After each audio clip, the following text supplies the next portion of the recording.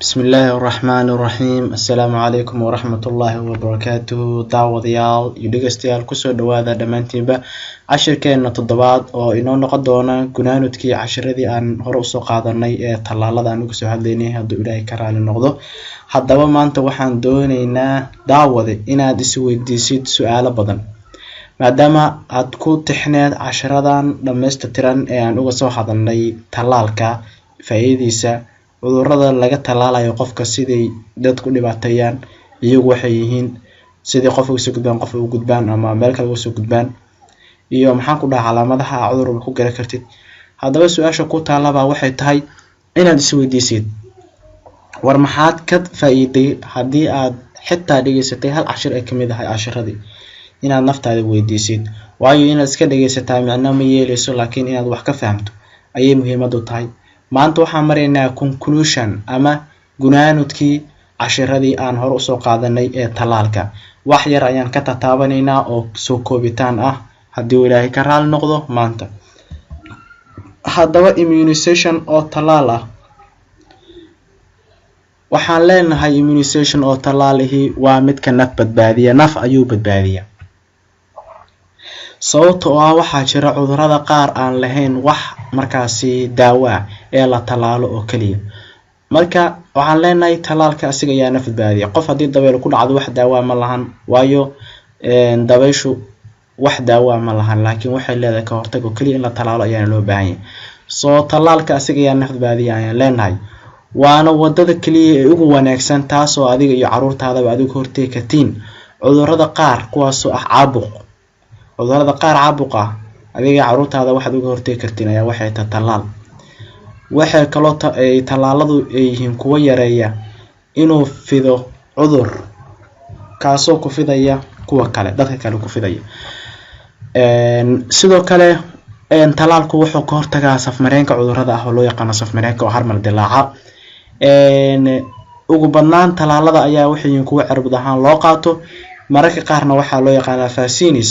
dhanka hadda immunization maadaama sare ay noogu qoran tahay mararka qaar waxaa loogu wacaa talaalada vaccines oo ah talaalo ama waxaa loo yaqaanaa vaccinations oo ah talaalitaano.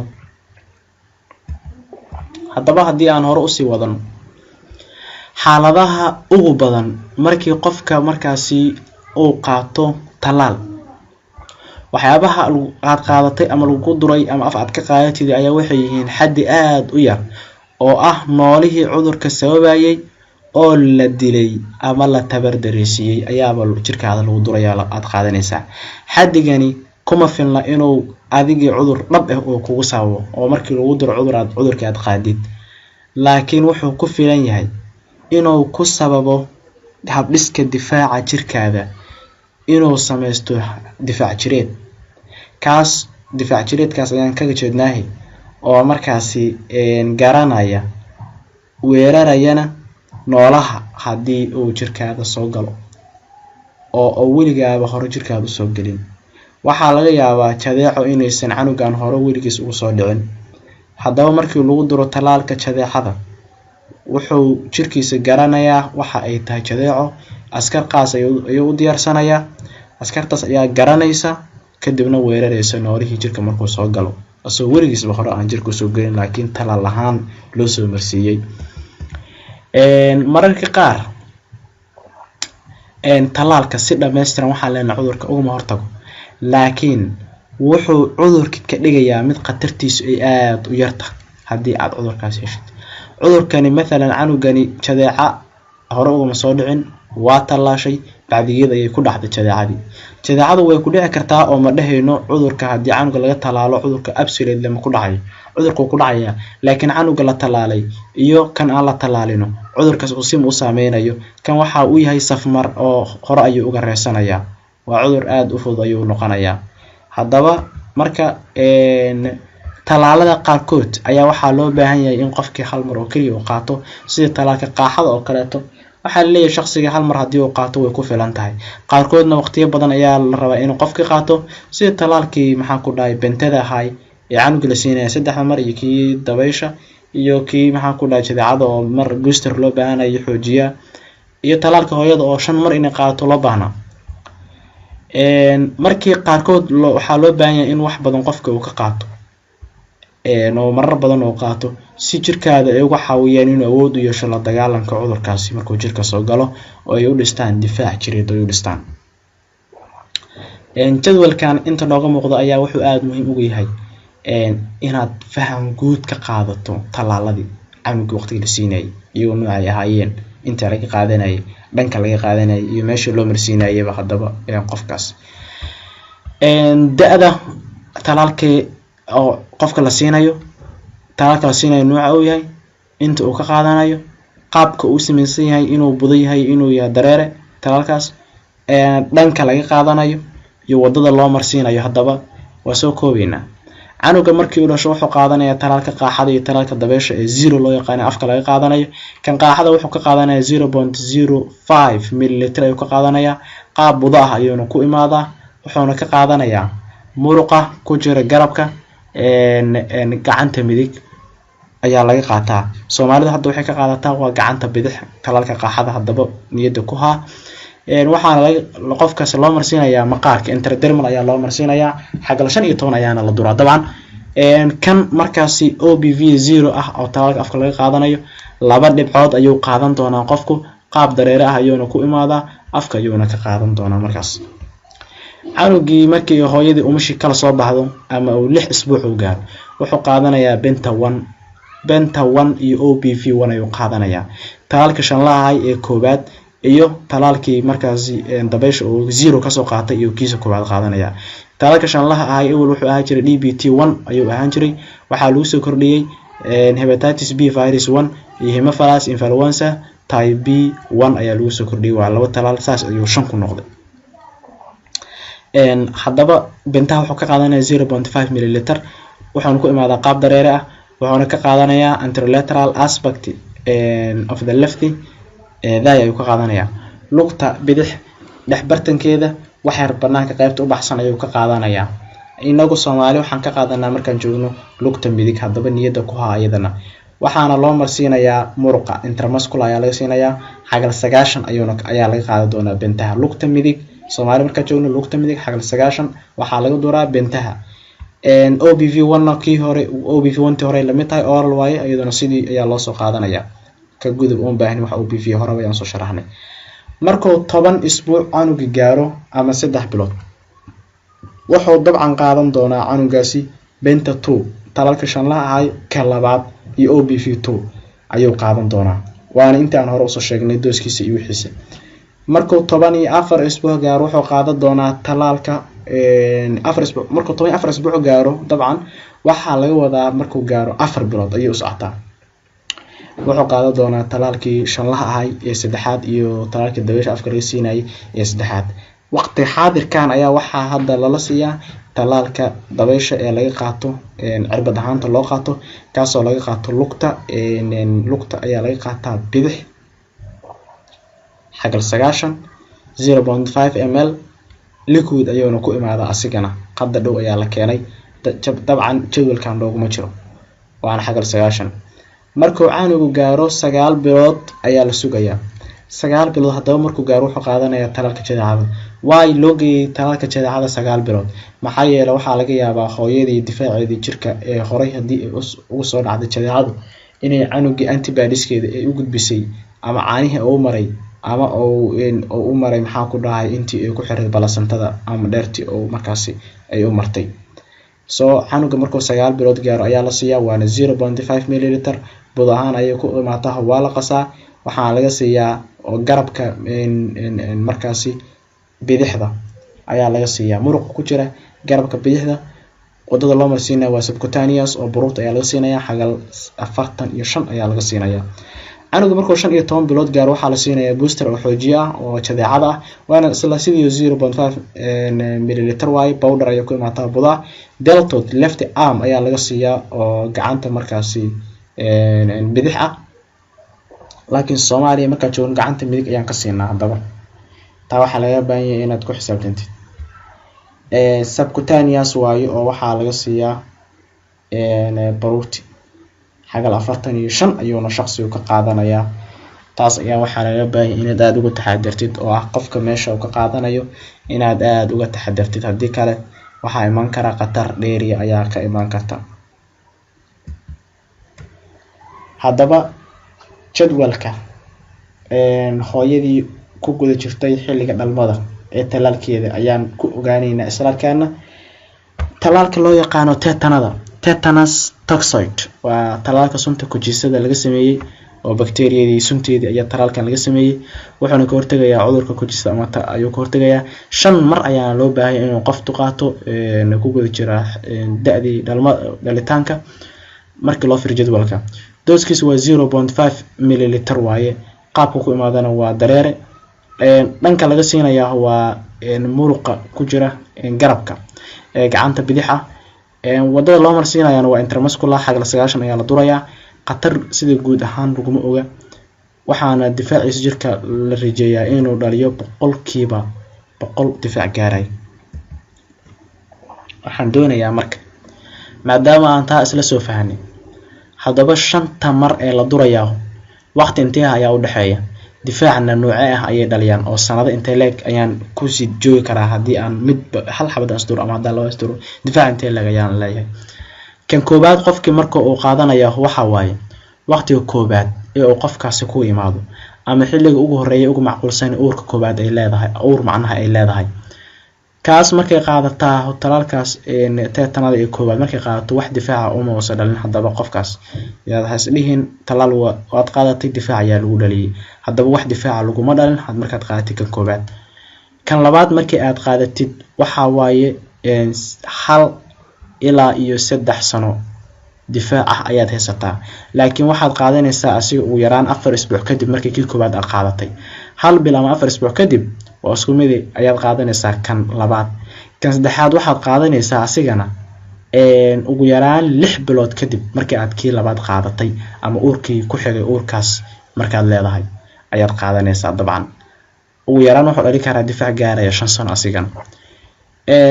kan afaraad waxaad qaadanaysaa ugu yaraan 1 sano kadib markii aad qaadatay kii saddexaad ama uurkii ku xigay markii aad ka saddexaad qaadatay ayaa ka afaraad qaadanaya. loola jeedaa wuxuu dhalinayaa ugu yaraan difaac gaaraya 10 sano.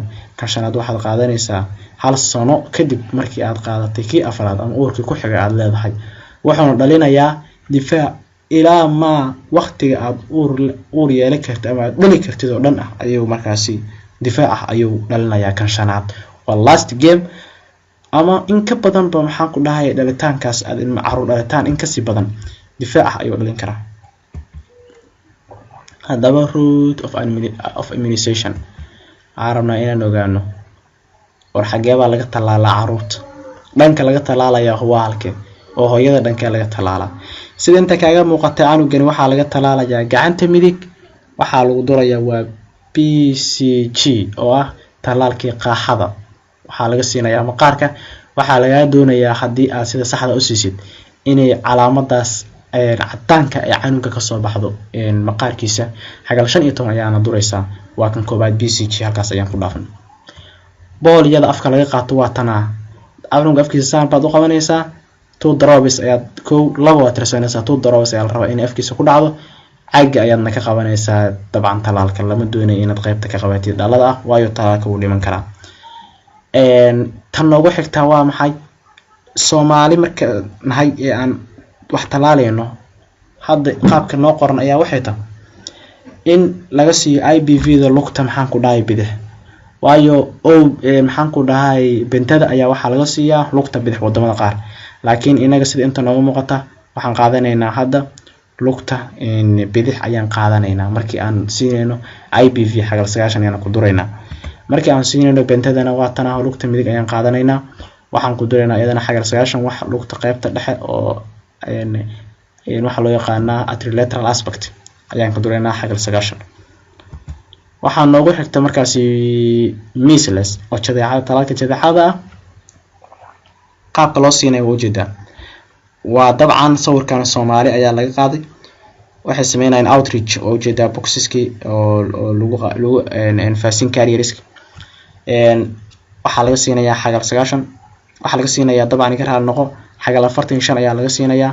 waana baruurta ayaa la siinayaa, gacanta midig ah ayaa laga siinayaa. Haddaba waxaa noogu dambeeya kii la siinayo hooyadii. Hooyadii waxaa laga siinayaa gacanta bidix, sida caadiga adduunka noo qoran waxaa waaye gacanta bidix, waa calaamad la isla yaqaan. gacantaas bidix ayaa laga siinayaa talaalka teetanada, waana xagal 90 intramuscular waa muruqa inay gaadho ayaana la doonayaa. haddaba waxaan jeclahay inaad halkaas ku fahantay talaalkii qaaxada, kii dabeesha afka laga qaadanayay, kii dabeesha lugta laga qaadanayay, kii shanlaha ahaa ee laga qaadanayay lugta midig, kii maxaan ku dhahay jadeexada ee laga qaadanayay gacanta midig, iyo kii gacanta bidix laga qaadanayay ee teetanada ee haween ku guda jira da'da dhalitaanka la siinayay. waxaan kusoo gunaanadeynaa oo laga doonayaa inaad daawada fahantid, niyadana ku haysid, mar walbana aad xasuusnaatid. haddii aad tahay shaqaale caafimaad ee ka shaqeynaya EPI-da Expanded Program for Immunization qaybta talaalka, haddii aad tahay qof ka shaqeeya, waxaa laga doonayaa inaad xasuusnaatid 4 fariimood ee markaas furaha u ah qofkii aad talaalka siisay. 4 fariimood ayaa haddaba waxay kala yihiin: fariinta koowaad ee diris ayaa waxay tahay talaal noocee ah ayaad siiday qofka, muxuu ka hortagaya. tusaale ayaan ka wada siinayaa. waxaad ku leedahay qofkii ka mas'uulka ah canuga oo ku kansaday ama hooyadii, talaalka aan ku siiyay ama canugaada ku siiyay ayaa wuxuu yahay talaalka qaaxada, wuxuuna ka hortagayaa cudurka qaaxada. taas ayaa waxay tahay fariinta koowaad bixinaysid. fariinta labaad bixinaysid waxa waaye waxaad imaanaysaa waqtiga ay qofka imaanayna u sheegtay ayaa laga doonayaa. soo waxaad leedahay waxaad imaanaysaa مثلا haddii aad sida talaalkan waanta aan joogno ah 30kii bishii 3aad 2017, waxaad leedahay waxaad soo laabanaysaa 30ka bisha 4aad 2017, waxaa waaye gaab 1 bil ah. taas ayaa laga doonayaa inaad fariinta labaad bixinaysid noqoto. fariinta saddexaad aad bixinaysid ayaa waxaa tahay inaad u sheegtay khatarta ay talaalkan haddii canuga loo siiyo hooyada ay ku arki karto, canuga waxyaabaha ay ku arki karto jirkiisa oo soo jawaab celin karo, iyo sida ay ula macaamiltamayso. tusaale waxaad leedahay talaalkan aan ku siiyay canuga ee shanlaha ah lugtan kaga siiyay, waxaad ku arki kartaa calaamado ay kamid tahay inay meeshii soo gaduudato, inay xanuunto, inay bararto iyo wixii la mid ah. taas ayaa waxay tahay waxyaabaha aad ku arki doonto canugaada. qaabkaad ula macaamiltamaysidna waxay tahay canugaada inaad ka ilaalisid lugta inaad ka jijibiso ama meesha talaalka laga siiyay inaad ka jijibiso, ka ilaali. waxaad kaloo ka ilaalisaa inaad saabuun ku dhaqdid. waxaad kaloo ka ilaalinaysaa in wax carfay iyo wax la mid ah aad mamalisid. haddaba waxaad halkaas aad kula macaamiltami doontaa inaad maro baati baraf ku shubtid oo aad jijibisid kadibna ka saartid. waa fariinta saddexaad ee diris. fariinta afraad ayaa waxay tahay qofka inaad u sheegtid inuu kaarkan talaalka oo xafido oo na kansado waqtiga soo socota ee uu soo laabanayo oo ku soo laabanayo, inuu xafido oo meel fiican saaro ayaad u sheegaysaa. haddaba waxaan kuu sheegayaa shaqadaadu maahan mid dhammaystiran ilaa ma aad ka bixisid 4 fariimood. shaqadaadu ma dhammaystirnaa doonto ilaa ma aad ka bixisid 4 fariimood. oo waxaan kaa doonayaa haddii aad canug u talaasho hooyadan si ay kuugu qanacdo oo shaqadaada ay ugu qanacdo iyo talaalkiiba canugeeda u difaaci lahaa ugu qanacdo, haddaba waxaa laga doonayaa inaad fariimahan u sheegto, waayo qofkii qalbi ahaan wuu ku qancaya. taasna waa fariinta noogu dambeysa ee aan bixinayno markii aan talaal qof siinayno.